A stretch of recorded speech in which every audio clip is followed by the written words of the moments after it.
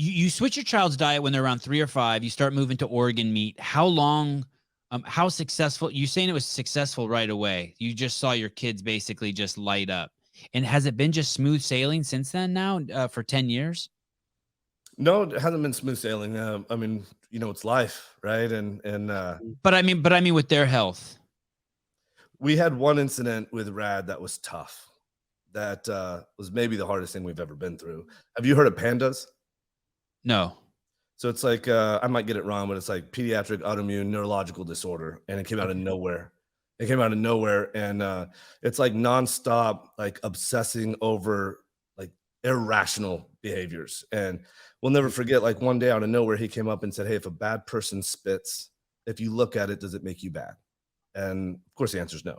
What if you're just in the area? Well, of course the answer is no. What if it touches you? Of course the answer is no. But now the same questions repeat. And he doesn't even know that he asked that question, and he's obsessing over it. And there's no break. It's nonstop. And there's violent screaming. I mean, we can't believe this is happening. What the fuck happened? We have no idea. I mean, this is like occupying all of his awake hours. And this is really why, fuck, dude, I never thought I would get emotional on a podcast. Paul is so much more than a friend to us. Paul Saladino, we needed him. He was there for us when we needed him most. And we're thinking, you know what, like we're eating this ancestral way. What else can we be doing?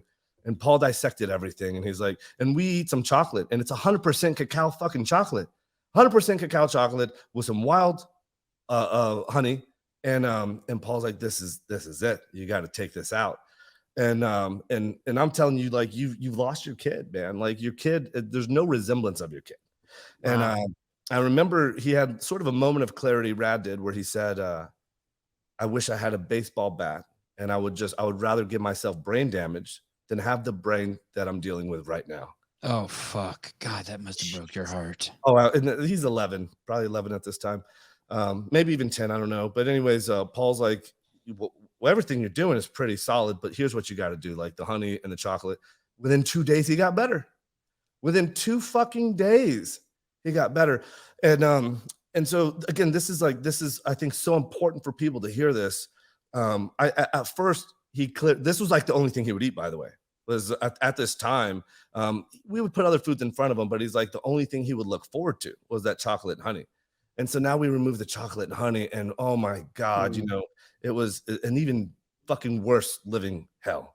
And but here's the thing: if people need to know that this stuff happens. First we're like, are we going to share this with people? People need to know, I believe a hardcore keto carnivore diet can fix so many things. You can get your child's life back. And so, no, it sure as fuck hasn't been smooth sailing. This was much worse than anything we'd ever been through with him.